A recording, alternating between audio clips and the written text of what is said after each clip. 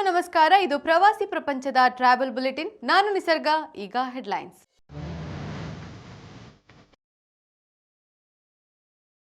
2026ನೇ ಸಾಲಿನ ರಾಜ್ಯ ಬಜೆಟ್ ಮಂಡನೆ ಮಾಡಿದ ಸಿಎಂ. ಪ್ರವಾಸೋದ್ಯಮ ಕ್ಷೇತ್ರದ ಮೂಲಸೌಕರ್ಯ ಅಭಿವೃದ್ಧಿಯ ಗುರಿ.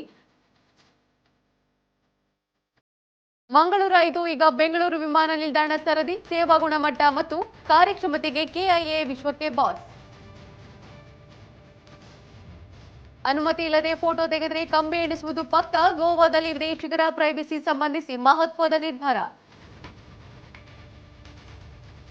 ಚಾರ್ಧಾಮ್ ಪ್ರವಾಸಕ್ಕೆ ಆನ್ಲೈನ್ ನೋಂದಣಿ ಪ್ರಕ್ರಿಯೆ ಪ್ರಾರಂಭ. ನೋಂದಣಿ ಇಲ್ಲದೆ ಪ್ರವಾಸ ನಿಶ್ಚಿತ ಎಂದ ಉತ್ತರಾಖಂಡ ಸರ್ಕಾರ.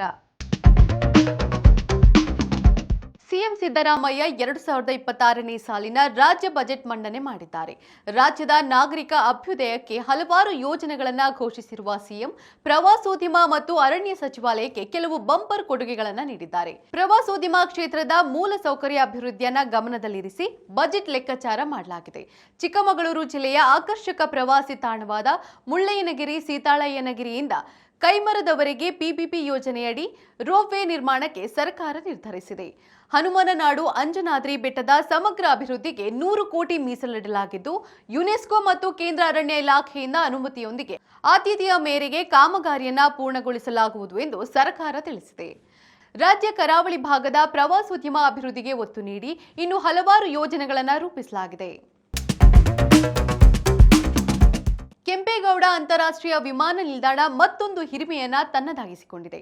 ಕೆಐಎನ್ನಲ್ಲಿ ದೊರೆಯುವ ವಿಶ್ವಮಟ್ಟದ ಅತ್ಯುತ್ತಮ ಸೇವಾ ಗುಣಮಟ್ಟ, ಸೌಕರ್ಯ, ಸ್ವಚ್ಛತೆ ಮತ್ತು ಪ್ರಯಾಣದ ಅನುಕೂಲತೆಗಳನ್ನು ಗಮನದಲ್ಲಿಟ್ಟುಕೊಂಡು ಏರ್ಪೋರ್ಟ್ ಕೌನ್ಸಿಲ್ ಇಂಟರ್ನ್ಯಾಷನಲ್ ಈ ಪ್ರಶಸ್ತಿಯನ್ನು ನೀಡಿದೆ. ಸತತ 4ನೇ ಬಾರಿಗೆ ಈ ಪ್ರಶಸ್ತಿ ಕೆಐಎ ಪಾಲಾಗಿದ್ದು, ಪ್ರಯಾಣಿಕರ ಮೆಚ್ಚುಗೆಗೆ ಕೂಡ ಪಾತ್ರವಾಗಿದೆ.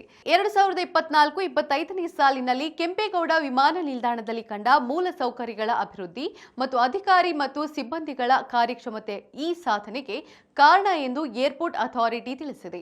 ಈ ಮೂಲಕ ಪ್ರತಿಷ್ಠಿತ ವಿಮಾನ ನಿಲ್ದಾಣಗಳ ಸಾಲಿನಲ್ಲಿ ಬೆಂಗಳೂರು ವಿಮಾನ ನಿಲ್ದಾಣ ಅಗ್ರಸ್ಥಾನದಲ್ಲಿದೆ.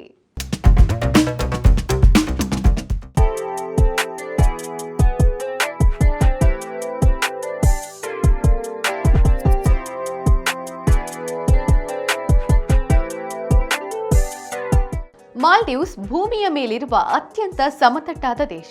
ಇದು ಸಮುದ್ರ ಮಟ್ಟದಿಂದ ಸರಾಸರಿ ಕೇವಲ 1.5 ಮೀಟರ್ ಎತ್ತರದಲ್ಲಿದೆ. ಹವಾಮಾನ ಬದಲಾವಣೆಯಿಂದ ಸಮುದ್ರ ಮಟ್ಟ ಏರಿಕೆಯಾದರೆ ಸಂಪೂರ್ಣವಾಗಿ ಮುಳುಗಿ ಹೋಗುವ ಅಪಾಯವಿರುವ ಮೊದಲ ದೇಶಗಳಲ್ಲಿ ಇದೂ ಒಂದು. ಮಾಲ್ಡೀವ್ಸ್ನ ಕಡಲ ತೀರದಲ್ಲಿರುವ ಮರಳು ಸಾಮಾನ್ಯ ಮರಳಲ್ಲ, ಅದು ಹವಳದ ಮರಳು. ಪ್ರಪಂಚದ ಕೇವಲ 5% ಕಡಲ ತೀರಗಳಲ್ಲಿ ಮಾತ್ರ ಇಂತಹ ಮರಳು ಕಂಡುಬರುತ್ತದೆ. ಈ ಮರಳು ಬಿಸಿಲಿದ್ದಾಗಲೂ ಕಾಲಿಗೆ ಬಿಸಿಯಾಗುವುದಿಲ್ಲ, ಯಾವಾಗಲೂ ತಣ್ಣಗಿರುತ್ತದೆ. 2009ರಲ್ಲಿ ಮಾಲ್ಡೀವ್ಸ್ ಅಧ್ಯಕ್ಷರು ಮತ್ತು ಸಚಿವರು ಅಂಡರ್ ವಾಟರ್ ಕ್ಯಾಬಿನೆಟ್ ಸಭೆ ನಡೆಸಿದ್ರು. ಜಾಗತಿಕ ತಾಪಮಾನ ಏರಿಕೆಯಿಂದ ದೇಶಕ್ಕೆ ಆಗುತ್ತಿರುವ ಅಪಾಯವನ್ನ ಜಗತ್ತಿಗೆ ತೋರಿಸಲು ಸ್ಕೂಬಾ ಡೈವಿಂಗ್ ಸೂಟ್ ಧರಿಸಿ ನೀರಿನ ಅಡಿಯಲ್ಲಿ ಈ ವಿಶಿಷ್ಟ ಸಭೆ ನಡೆಸಲಾಗಿತ್ತು. ಅಂದಹಾಗೆ ಮಾಲ್ಡೀವ್ಸ್ ರಾಜಧಾನಿ ಯಾವುದು? ನೀವೇನಾದ್ರೂ ಗೋವಾ ಟೂರ್ ಹೋಗುವ ಪ್ಲಾನ್ನಲ್ಲಿದ್ದೀರಾ? ಹಾಗಾದ್ರೆ ಈ ಸುದ್ದಿಯನ್ನ ಗಮನವಿಟ್ಟು ಕೇಳಿ. ಸಮ್ಮರ್ ಟೂರಿಸಂಗೆ ಭಾರತದ ಪ್ರಸಿದ್ಧ ಟೂರಿಸಂ ಸ್ಪಾಟ್ಗಳಲ್ಲಿ ಗೋವಾ ಕೂಡ ಒಂದು. ಬೇಸಿಗೆ ಕಾಲದಲ್ಲಿ ಗೋವಾದ ಯಾವ ಬೀಚ್ ಹೊಕ್ಕರೂ ವಿದೇಶಿಗರೇ ಹೆಚ್ಚಿರ್ತಾರೆ. ಕೆಲವರಿಗೆ ವಿದೇಶಿ ಪ್ರವಾಸಿಗರ ಜೊತೆ ಸೆಲ್ಫಿ ಕ್ಲಿಕ್ಕಿಸಿಕೊಳ್ಳುವ ಹವ್ಯಾಸವಿರುತ್ತದೆ. ಆದರೆ ಅವರ ಅನುಮತಿ ಇಲ್ಲದೆಯೇ ನೀವೇನಾದ್ರೂ ಫೋಟೋ ತೆಗೆದ್ರೆ ಅಥವಾ ಸೆಲ್ಫಿ ತೆಗೆದುಕೊಂಡ್ರೆ ಕಂಬಿ ಎಣಿಸುವುದು ಖಚಿತ. ಗೋವಾ ಪ್ರವಾಸೋದ್ಯಮ ಸಚಿವಾಲಯ ವಿದೇಶಿಗರ ಪ್ರೈವಸಿ ಕುರಿತು ಆಲೋಚಿಸಿ ಈ ನಿರ್ಧಾರಕ್ಕೆ ಬಂದಿದೆ. ಈ ಕುರಿತು ಪ್ರಕಟಣೆಯನ್ನ ಹೊರಡಿಸಿರುವ ಗೋವಾ ಸರ್ಕಾರ ವಿದೇಶಿ ಪ್ರವಾಸಿಗರೊಂದಿಗೆ ನಡೆಯುವ ಕೆಲವು ಅತಿರೇಕದ ವರ್ತನೆಗಳಿಗೆ ಕಡಿವಾಣ ಹಾಕಲು ಮುಂದಾಗಿದೆ. ಸೆಲ್ಫಿ ಕೇಳುವ ನೆಪದಲ್ಲಿ ಪ್ರವಾಸಿಗರಿಗೆ ತೊಂದರೆ ನೀಡಿದಲ್ಲಿ ಪೊಲೀಸರ ಅತಿಥಿಯಾಗುವುದು ಕನ್ಫರ್ಮ್ ಎಂದು ಪ್ರವಾಸೋದ್ಯಮ ಇಲಾಖೆ ಖಡಕ್ ಎಚ್ಚರಿಕೆ ನೀಡಿದೆ. ಉತ್ತರಾಖಂಡದ ಪ್ರವಾಸೋದ್ಯಮದ ಕೇಂದ್ರ ಬಿಂದುವಾದ ಚಾರ್ಧಾಮ್ ಪ್ರವಾಸಕ್ಕೆ ಆನ್ಲೈನ್ ನೋಂದಣಿ ಪ್ರಕ್ರಿಯೆ ಪ್ರಾರಂಭವಾಗಿದೆ. ಫೆಬ್ರವರಿ 6ರಿಂದ ಆನ್ಲೈನ್ ಪ್ರಕ್ರಿಯೆಯನ್ನು ಪ್ರಾರಂಭಿಸಲಾಗಿದೆ ಎಂದು ಉತ್ತರಾಖಂಡ್ ಪ್ರವಾಸೋದ್ಯಮ ಇಲಾಖೆ ತಿಳಿಸಿದೆ. ಯಾತ್ರಿಕರು ಮೊಬೈಲ್ ಆಪ್ ಅಥವಾ ಪ್ರವಾಸೋದ್ಯಮ ವೆಬ್ಸೈಟ್ನಲ್ಲಿ ನೋಂದಣಿ ಪ್ರಕ್ರಿಯೆಯನ್ನು ಪೂರ್ಣಗೊಳಿಸಬಹುದಾಗಿದೆ. ಈ ಬಾರಿ ಚಾರ್ಧಾಮ್ ಯಾತ್ರೆಗೆ ನೋಂದಣಿ ಕಡ್ಡಾಯಗೊಳಿಸಿರುವ ಉತ್ತರಾಖಂಡ ಪ್ರವಾಸಿಗರ ಆತಿಥ್ಯಕ್ಕೆ ಸಕಲ ಸಿದ್ಧತೆಯನ್ನ ಮಾಡಿಕೊಂಡಿದೆ. ಆಧ್ಯಾತ್ಮಿಕ ತಾಣಗಳನ್ನ ಮತ್ತು ಅಲ್ಲಿಯ ಮೂಲ ಸೌಕರ್ಯಕ್ಕೆ ಒತ್ತು ನೀಡಿ ಉತ್ತರಾಖಂಡದ ಸರ್ಕಾರ ಬಜೆಟ್ ಮಂಡನೆ ಮಾಡಿದೆ. ಹೀಗಾಗಿ ಯೋಜನೆಗಳ ಅನುಷ್ಠಾನಕ್ಕೆ ಚಾರ್ಧಾಮ್ ಪ್ರವಾಸ ಆಯೋಜನೆ ಮೊದಲ ಹೆಜ್ಜೆಯಾಗಿದೆ.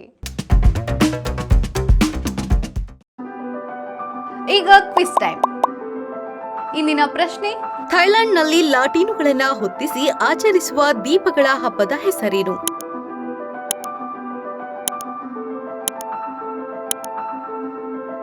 ಸರಿಯಾದ ಉತ್ತರವನ್ನ ಕಮೆಂಟ್ ಮಾಡಿ ತಿಳಿಸಿ. ಇದಾಗಿತ್ತು ಇವತ್ತಿನ ಟ್ರಾವೆಲ್ ಬುಲೆಟಿನ್. ನೋಡ್ತಾ ಇರಿ ಪ್ರವಾಸಿ ಪ್ರಪಂಚ, ವಿಹಾರವೇ ವಿಶ್ವ. ನಮಸ್ಕಾರ.